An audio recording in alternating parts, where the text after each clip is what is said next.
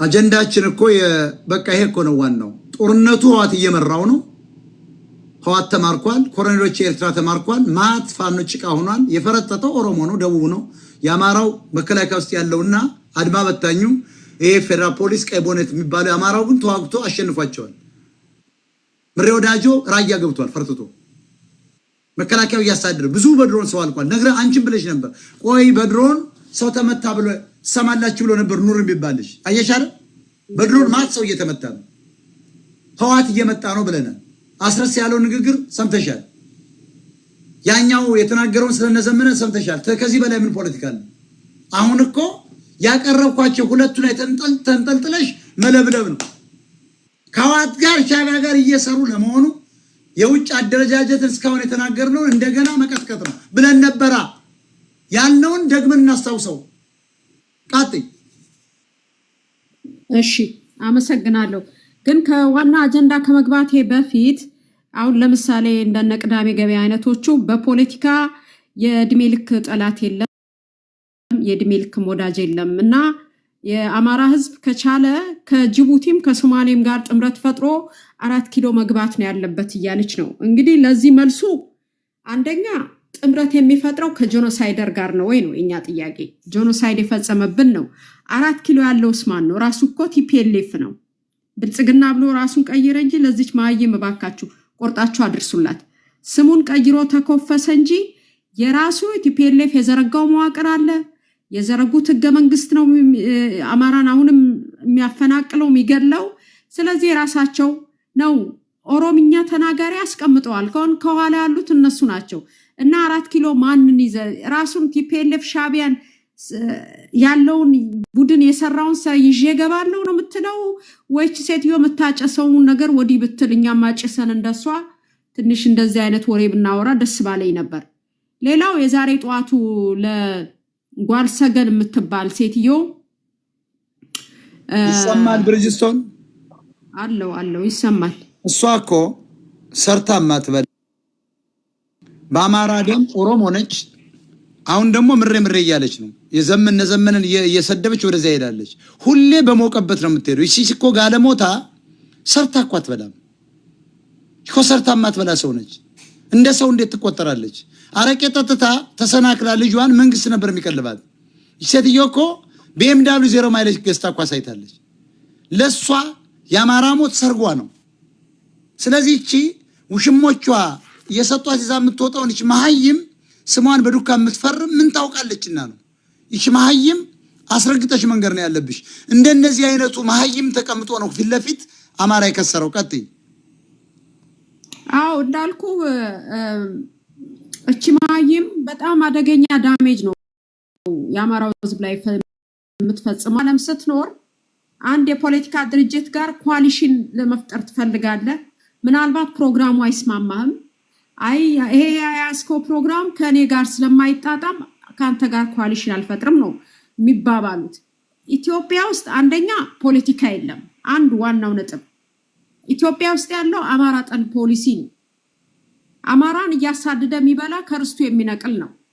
ሌላው ደግሞ ከማን ጋር ነው 4 ኪሎ ሰይጣን ይዤ ገባለሁ። ከዛስ ሰይጣን ይዤ ገባው። አንቺ እንዳልሽው ጅኒም ቢሆን ሰይጣን ይዤ ገባው። ከዛስ ምን እቅድና ፕላን አላችሁ? አማራው እኮ እንዳንቺ ሙሙ ለሄደው ለመጣው የሚበረገድ ህዝብ አይደለም። አማራ እንደ ህዝብ እኮ የህዝብ ጥቅም ያስፈልገዋል። ፖለቲካ እኮ ጥቅም ነው ሴትየዋ። እንዳንቺ ሙሙ ዝም ብሎ ገብቶ የሚወጣበት እኮ አይደለም። ሰይጣኑም ሲመጣ ማስገባት፣ ጅኒውም ሲመጣ ማስገባት እሱ ለሽርሙጥና ስራ ነው። ለፖለቲካ እንደ አማራ አይነት ትልቅ ህዝብ ከሶማሌ ጋር ሰርቶ ገባ። እሺ ማን ነው የአማራውስ መሪ? ማን ነው ይዞ የሚገባ የአማራውን ጉዳይ? እንበልናው ከሶማሌ ጋር ቢገባ የአማራን ጉዳይ የአማራን ፖለቲካ ይዞ የሚገባው ማን ነው? አንቺ እንደምትዩ ዘመነ ካሴ ነው? ያኮ ሳልሳዊ ቢያዴን ነው።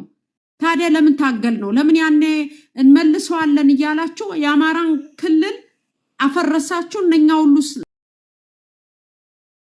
ናቸው የተናገሩት። ይሄን ሁሉ ሴራ ሲሰሩ ታዲያ ዘመዶችሽ ከሆኑ ለምን እንደዛ እንዲሄዱ ይሁሉ ታምታም ይሁሉ ከበሮ መምታት አስፈለገ? አማራን ለማጥፋት መሆኑ እኮ ግልጽ ነው። ስለዚህ ከጄኖሳይደር ጋራ እስኪ የአይሁድን ህዝብ ሂጂና በዚህ በለመደ አፍሽ ለምንድነው እናንተ ከናዚ ፓርቲ ጋር ኮአሊሽን ፈጥራችሁ ማሰሩት በይና እስቲ የሚሰጡሽን መልስ እንየውኛም አብረን ዝም ብሎ ማንንም በክት መሃይም አፉን መክፈት ያው የዛ ዛሬ ጧት በእኛ ጧት ነው ሲደነፋ የነበረው ሄኖክ የሚባለው ሰውዬ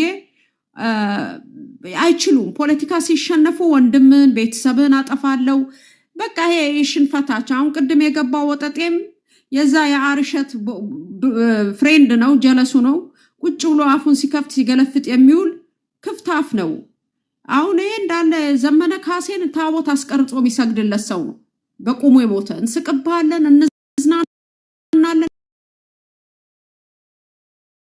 ተው ነው ስላንቀጠቀጠ መሰለኝ የመጣው አትዮ ትግሬ ሀገር አቅንቷል አለች እሷን መልስ ልስጣትና ወደ ዛሬ ፖለቲካ 90% የአዲስ አበባ ፎቅ እናንተ ነው እንግዲህ ሚያቁ ስትገቡ ያዩአችሁ ካካው የደረቀ ቁምጣ ታጥቃችሁ የገባችሁ ሰዎች ዛሬ በ30 ዓመት የዓለም ኢኮኖሚ ተቀላቅላችሁ ኢትዮጵያን ዘርፋችሁ ኢትዮጵያን ድምጥማጧን አጥፍታችሁ ህዝቡ ስታሁን ረሃብ ላይ ነው ኢቭን ትግራይ ምትዩ ያንቺ ህዝብ እንኳን በሴፍቲ ኔት ነው የሚኖረው ከመጽዋተኝነት ያላወጣችሁ የትኛውን ሀገር ገንብቶ ሀገር ገነባብለሽ ስታወሪ በጣም ዘገነነኝ ስለዚህ ያንንም መንገድ ሰራን ያላችሁት አንደኛ መንገድ ሲሰራ እንግዲህ አውሮፓ አሜሪካ ከኖርሽ ማየት ትችያለሽ ኢቭን እንኳን አውሮፓም አሜሪካም እኔ በእኔ አመለካከት አጠናቀው አልሰሩ ያው ፖለቲከኛ ጉበኛ ስለሆነ የሚወጣው ገንዘብ ለፕሮጀክቱና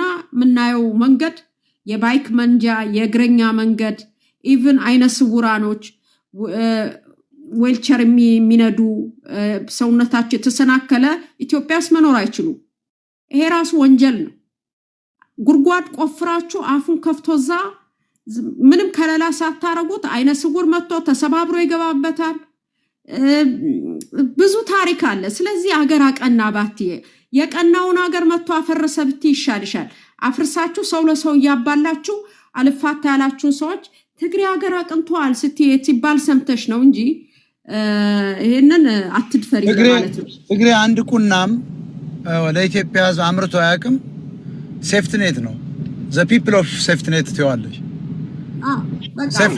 በሴፍትኔት ነው የሚንቀሳቀስ አዎ ህዋት ዘርፋል አሁንም መድኃኒቱ ምኑ አልሚ ምግቡ ፈረንጆች የሚረዱ እኮ ለነሱ ነው የትኛው ነው ሀገር የሰራ ኢትዮጵያን ስላፈረሰ ነው ዳር ድንበሯን ስላስጣሰ ነው